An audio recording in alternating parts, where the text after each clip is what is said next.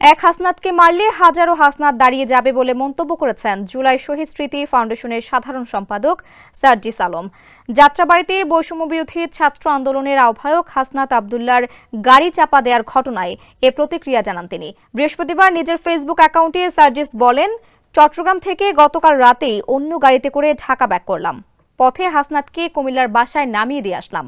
এখন শুনছি সকালে কুমিল্লা থেকে ঢাকায় আসার পথে হাসনাতের গাড়িতে পেছন থেকে আবার অন্য গাড়ি দিয়ে চাপা দেওয়ার চেষ্টা করেছে। সার্জিস বলেন, এসব ষড়যন্ত্র করে আর কয়জন হাসনাতকে মারবেন? মনে নাই সেই অভ্যুত্থানের দিনগুলোর কথা? একজনকে যখন বুলেটের আঘাতে মরদেহ বানিয়েছেন তখন সেই জায়গায় অন্যজন দাঁড়িয়ে গিয়েছে, কিন্তু পিছু হটেনি। ঠিক একইভাবে এক হাসনাতকে মারলে হাজারো হাসনাত এখন দাঁড়িয়ে যেতে প্রস্তুত। এই নতুন বাংলাদেশের চলার পথকে অবরুদ্ধ করার দুঃসাহস দেখাবেন না।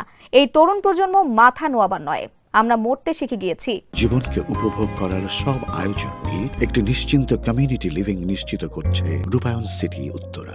পরপর দুবার সড়ক দুর্ঘটনার শিকার হন হাসনাত আবদুল্লাহ। একে সন্দেহজনক বলে মনে করা হচ্ছে। দুর্ঘটনার খবর নিশ্চিত করে একটি গণমাধ্যমকে হাসনাত জানান, দুইবার তার গাড়িতে আঘাত করা হয়েছে, একবার মাতুয়াইলে আর একবার গুলিস্তানে। ঘটনাগুলো আমার কাছে সন্দেহজনক মনে হচ্ছে। এখন পুলিশ এগুলো তদন্ত করে বের করবে।